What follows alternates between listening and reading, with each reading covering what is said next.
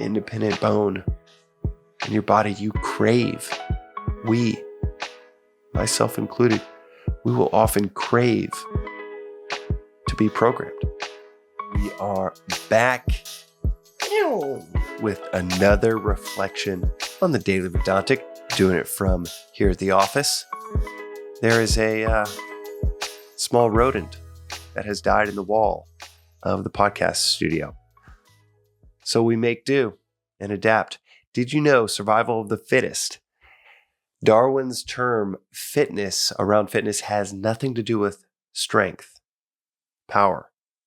It's not our current modern definition of fitness being survival of like the strongest. It's actually much more akin to the word adaptive. So survival of that which can adapt the best to any circumstance. And we out here adapting with an episode from The Office. My divergent thinking could go into a pun about just watching an episode of The Office. But we're not. We're going to stay on task in this episode that I was just jotting down a reflection this morning around how there's this term NPCs, non-player character, in video games, and now it's become a term that some people use within real life, where you have player characters that are making choices, choosing to go this or that way in a level of a video game. It's the character that you choose to play, and it's the character that you are guiding each choice through that character. NPCs, on the other hand, non-player characters, those are the characters that are just programmed to do what they're going to do. They're the ones walking in the street, or they're the cars driving by. They have no choices whatsoever, and there's no one playing those characters. Non-player character. NPC. I was with a group of people recently, and it struck me how easy it is for all of us to completely throw away our independent thought and just become NPCs in the real world, where we are just walking like automatons from here to there, going through corridor of high school, then college, maybe a graduate degree, going into this field because, well, it has the biggest financial upside. Then you realize, okay, I'm missing a spouse or significant other. And then, okay, the next thing, well, obviously we should have kids. And you wake up at 50, 70, at 40, and you have never made a decision in your life. I put myself in this same bucket where it is so easy to just outsource our thinking to what the masses are doing. But the truth is, humans en masse, we are awful people in groups. Humans on an individual basis can be great. Crowds, the wisdom of crowds is built on disconnected nodes, disconnected individuals that are all making independent decisions that make up a crowd. But when we're connected, you don't have wisdom of a crowd, you have mob mentality, where the decisions spiral to a lowest common denominator.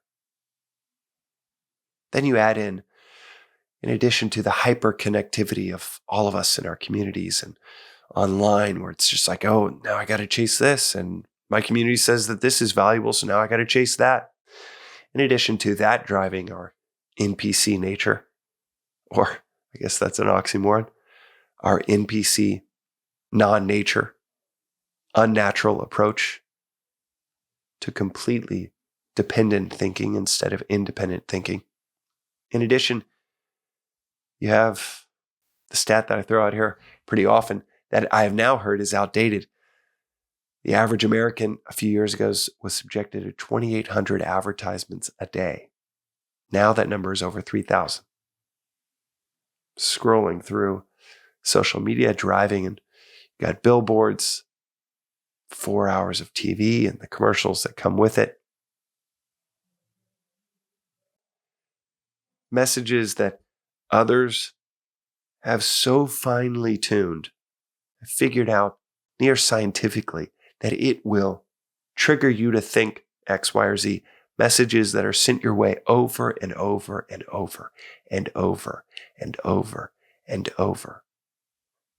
3,000 times a day, not a year, not a month, a day. No wonder we become automatons with other people's thoughts. People programming us like an NPC character would be programmed. Our neighbor across the street works for Riot Games. And Riot Games, they make Grand Theft Auto. I believe they make Grand Theft. I'm not a gamer, but I believe they make Grand Theft Auto. There's someone programming what these characters will do. Okay, walk in these circles, walk up and down the block. Say this if something bumps into you. Say this if a character walks by. And we all are susceptible to being programmed. Sadly, without any independent thought, then we crave being programmed. So outside of the two major influences of just mob mentality, of how hyper-connected we are and how much we outsource our thinking to what the quantity is driving towards we're a quantity culture after all. We see, okay, 1 million views, it's got to have value. 50 million followers, got to have value. Instead of a quality culture that's coming up with independent thoughts of, well, I value this and I don't care if 1 in 10,000 value it. I trust this voice. I don't care that there's 100 followers and not 50 million. Sadly, we're a quantity culture.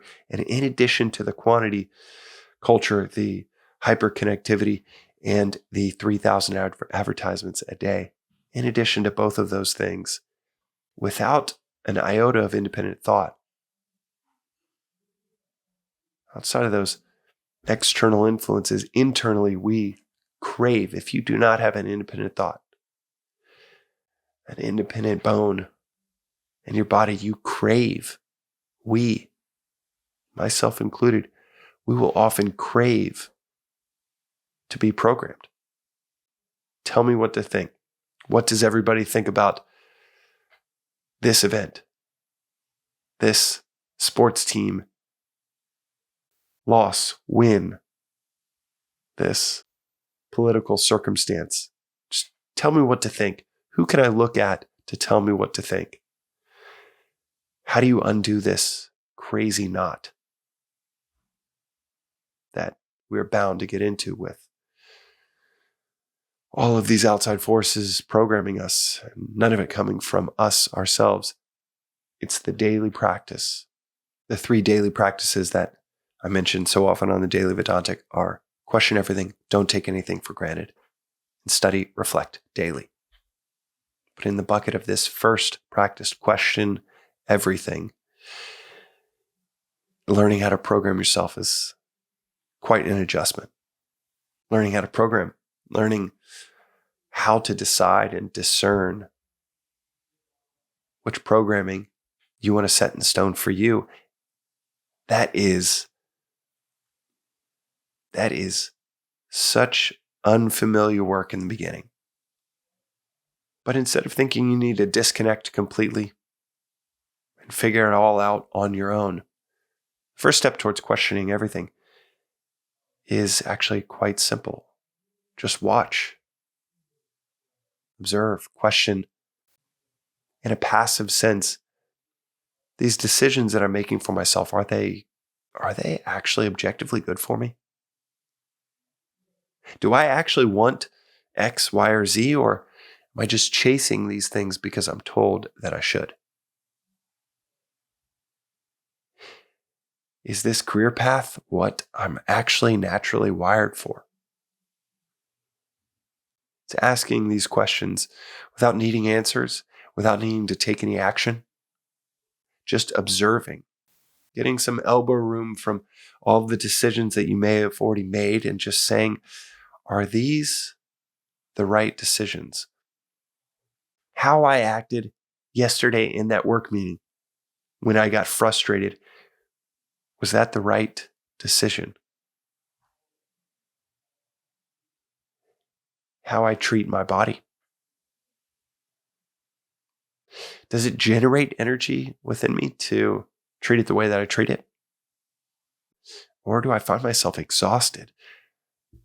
Not by the outside world, but exhausted when I really question it, exhausted by my own decisions.